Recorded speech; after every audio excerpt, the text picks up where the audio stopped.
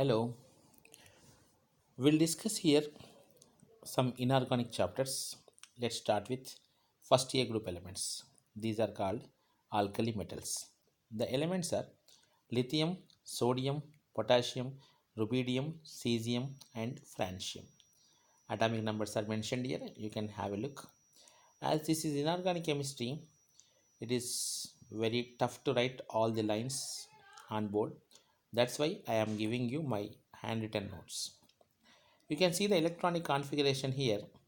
All these are showing one electron in the outermost shell, lithium 2s1, sodium 3s1. So the general valence shell electronic configuration is ns1. As the differentiating electron is coming into the s orbital, these are called s block elements.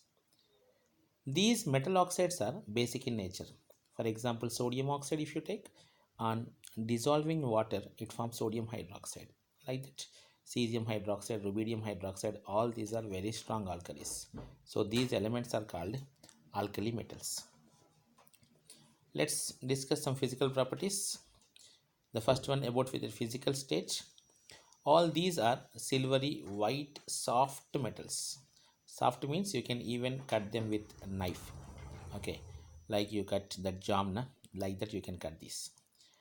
These are soft due to weak interatomic forces.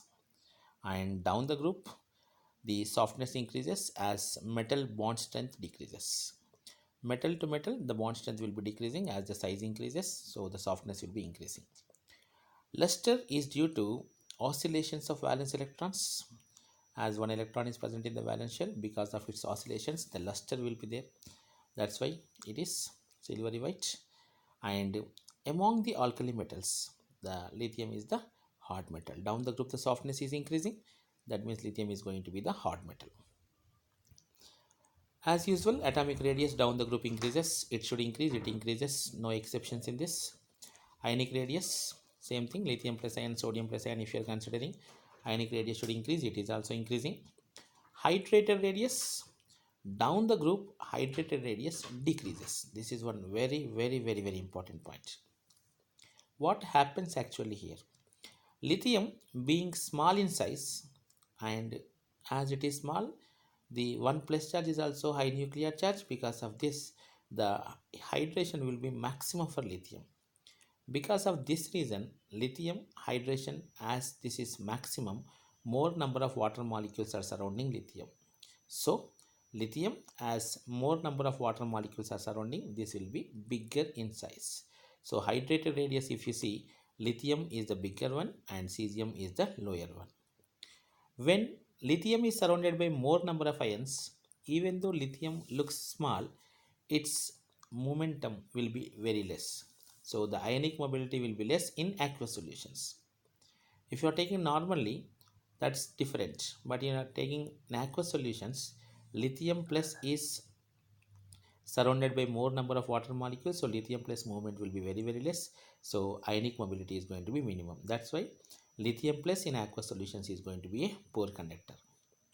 As we were discussing, hydration enthalpy is going to be maximum for lithium. Lithium plus sodium plus potassium plus, this is the order. And reducing nature, reducing nature is simply different. Actually, reducing nature down the group increases. So sodium, potassium, rubidium, cesium, regular you are expecting, right? Cesium is the strong reducing agent. But interestingly, lithium highest, lithium strongest among all elements also. If you see the electrochemical series also, lithium will be at the top. Lithium strongest reducing agent. This again you can see, and you can give the reason of high heat of hydration. So conductivity in aqueous solutions, cesium is maximum. Conductivity in molten solution, lithium will be highest, as we were discussing just now. Lithium being small, conductivity should be more, but in aqueous solution it is poor. Less conductivity of lithium plus is due to its large size. This point is also mentioned here. Okay.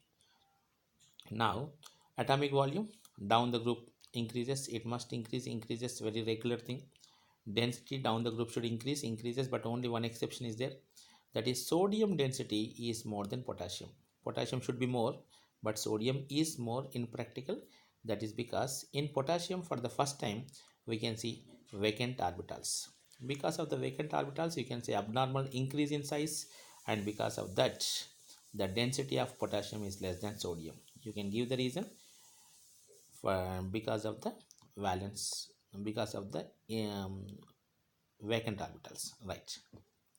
Ionization potentials down the group decreases, regular trend, no discussions, no more discussions about that. Electronegativity down the group decreases, should decrease, decreases. Electropositivity increases down the group. Cesium is the most electropositive one. Melting points and boiling points decreases down the group due to decrease in interatomic forces. As we were discussing now, as the size increases, interatomic forces will be decreasing. Oxidation state is plus 1, as they are having one electron in the outermost shell. They can release one electron, they can lose one electron, and they can show plus 1 oxidation state. One interesting thing is flame test. When you take these salts and Bunsen burner, you can see some colors. Lithium color is crimson red, sodium color is golden yellow, potassium lilac, rubidium red violet, cesium is blue violet. These colors definitely one important point. They can ask you in qualitative analysis questions also. A salt whose flame test color is like this, they can ask you. Okay, so remember, in this lithium crimson red, sodium golden yellow, potassium lilac, rubidium red violet, and cesium is blue violet.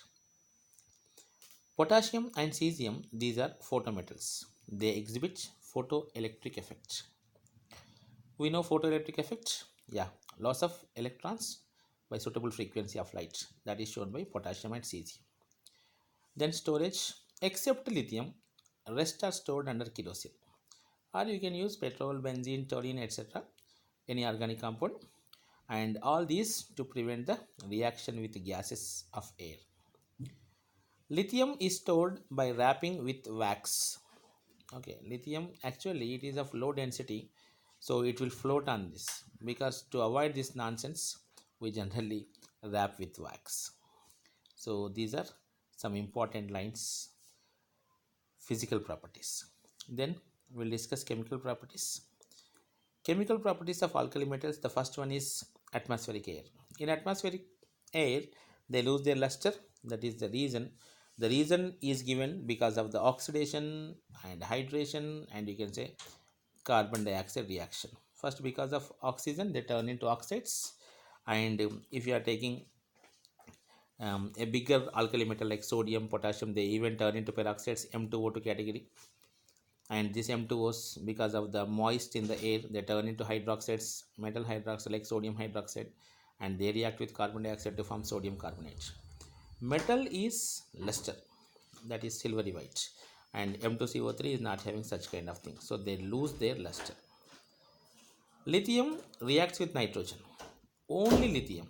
Okay, now this property is not there for remaining. It is the property of only lithium. Lithium reacts with nitrogen to form lithium nitrate. In this way, it shows the diagonal relation with magnesium. With magnesium, diagonal relation it is showing in this way. Lithium nitrate formula, and nitrates generally on hydrolysis they produce ammonia. You can see this reaction. Lithium nitrate on hydrolysis produces ammonia. Then with hydrogen, when they react, they form hydrates, MH category like LiH, NaH, KH. These are called ionic hydrates because hydrogen is non-metal and these metals are strong metals. That's why ionic hydrates. These are colorless crystalline solids, more reactive and very strong reducing agents. Stability, when lithium is small, hydrogen is also small. So both are small means these are stable. So down the group, the stability will be decreasing. Lithium hydride is more stable. On hydrolysis, all these release hydrogen gas. You can see this reaction. MH plus H2O, MOH plus H2. Hydrogen gas is going to be released. Reducing nature point, if you see, as lithium hydride is stable, it is less reducing. Cesium hydride is less stable, it is easily reducing. So strong reducing agent is cesium hydride. These are good conductors in molten state. And interesting point is, on electrolysis, they are going to release hydrogen, and hydrogen is going to be released at anode. This is one important point. Generally, hydrogen is released at cathode. In most of the reactions, whenever hydrogen is released, that will be at cathode. But here, hydrogen is released at anode. You can see this reaction.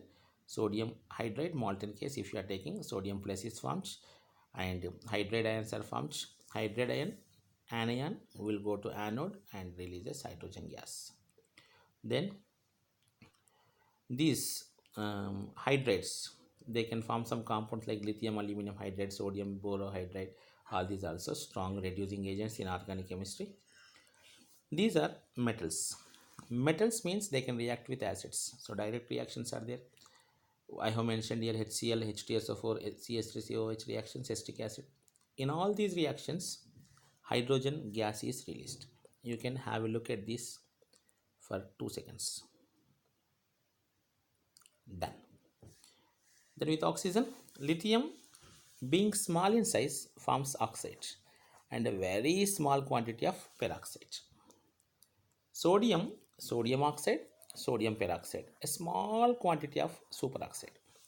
Potassium, rubidium, cesium, normal oxide, peroxide as well as superoxide. All are possible. So lithium only monoxide, you remember. Sodium monoxide, peroxide, remaining can form all types of oxides. Stability, if you see, lithium oxide is more stable than cesium oxide. The stability is decreasing down the group. Peroxides and superoxides, if you see, the size of the peroxide ion and superoxide ion. Peroxide is O2 minus 2, superoxide is O2 minus. These are bigger. That's why a bigger cation is required. So down the group, their stability increases. Normal oxide stability decreasing, but superoxide peroxide stability is increasing. And their nature is definitely basic in nature. When they dissolve in water, they form bases. This is the first point we were discussing in this lesson.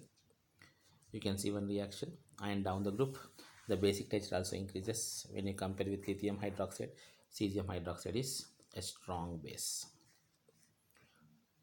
Here is a comparison. You can have a look at this. Normal oxide general formula, peroxides, superoxides, their anions, their number of electrons, and magnetic nature. You can see superoxide is paramagnetic. Color, you can see superoxide is only colored, remaining are colorless because of the unpaired electron.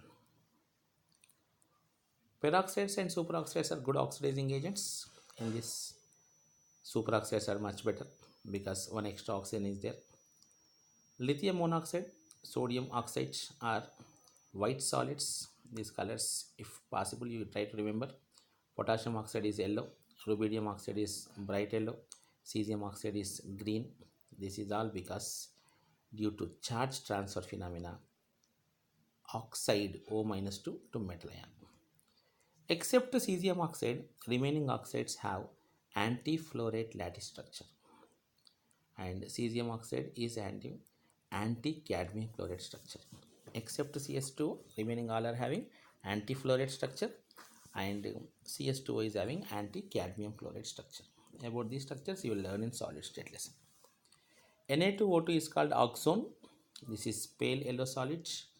Na2O2, when dilute H2SO4 reacts, the mixture is called soda bleach. This is used for bleaching wood pulp. So Na2O2 is oxone. Na2O2 plus dilute H2SO4 is soda bleach. The resonance structure of superoxides is given like this. Here you can expect a 2-centered 3 electron bond also. This you can call as 3 electron, or you say electron excess bond. With carbon, they can form carbides like La2C2.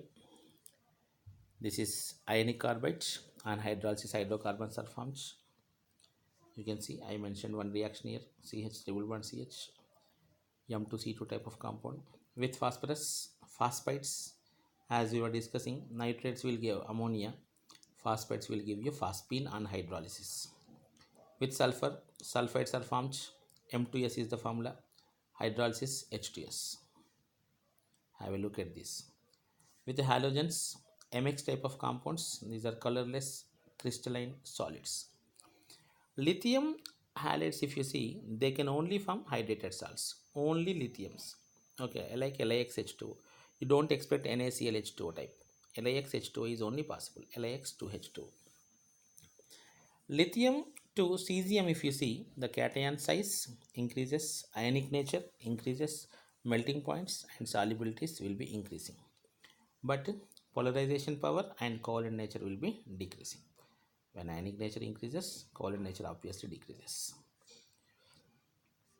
Melting points order, if you see, lithium chloride is less than sodium chloride, but it is greater than potassium, rubidium, and cesium. So this you can explain on the basis of lattice energy. Then some important lines about lithium fluoride. It is insoluble in water. Whenever a compound is insoluble, you can say because of two reasons. One is lattice energy, second is hydration energy. If lattice energy is more, hydration energy is less, that is insoluble. Vice versa, soluble. That means if lattice energy is less, hydration energy is more, the compound is going to be soluble. Here LAF is insoluble means that is because of high lattice energy. Then these are good conductors in aqueous solution and in molten state, like NaCl, NaCl plus water, that's called brine solution. NaCl in molten state also very good conductor. Molten MX on electrolysis, metal is available at cathode. That means if you want to prepare sodium, you should not take sodium chloride aqueous solution. You should take sodium chloride molten state. In that, sodium is going to be available at cathode. That is the meaning of this statement. Then this is one interesting point. Ammonia reaction, very very special. When it reacts with ammonia, the reaction is with dry ammonia, directly metal amide is formed like soda amide, and hydrogen gas is going to be released. With liquid ammonia, solvation takes place. Solvation means the metal is going to lose its electron. M gives rise to M plus plus electron. It has lost its electron, and these electrons are going to be ammonia, and that overall becomes solvated electron. You can see here M plus plus electron both are mixing with ammonia. M NH3 taken X, electron NH3 taken Y. That means both metal and ammonia are in the same solution, but the electrons are freely moving. Metals and electrons both are in the same ammonia. Electrons are freely moving. Because of the freely moving electrons, that is going to be a very good conductor as well as paramagnetic, and it shows blue color. But when the concentration of ammonia increases, the color changes from blue to bronze color. And you can see here, this is going to convert into MnH2. Okay, on long standing, this MnH3 taken X, what is there, that will be going to convert into metal amides, and it is going to be a strong reducing agent because of the availability of free electrons. Then we'll discuss about some compounds like carbonates. These metal carbonates having a formula of M2CO3, metal carbonates. These are colorless crystalline solids, basic nature salts, readily soluble in water. But these 2 points are important. Look at these 2 points. Lithium carbonate is thermally unstable. Lithium carbonate, when you are heating, it gives La2O and CO2, but remaining are very stable to temperature. When you are heating them, you won't get any kind of decomposition product, that is CO2 is not available. Na2CO3, if you are heating, you will get there Na2CO3 maximum to maximum molten form, but Na2O plus CO2 is not available. This question you will be getting in I think stoichiometry. A mixture of NaHCO3 and Na2CO3 is heated, some amount of CO2 is obtained. That CO2 is coming from NaHCO3, not from Na2CO3. Na2CO3 is thermally stable. La2CO3 is thermally unstable. Okay, remaining all, and down the group the stability will be increasing. Remember this point. About bicarbonates, the general formula is MHCO3. These are also colorless crystalline solids except lithium bicarbonate. Lithium bicarbonate is only liquid. It is not solid. It exists as liquid only. And these are also basic nature salts, soluble in water. Stability down the group increases, as we were discussing.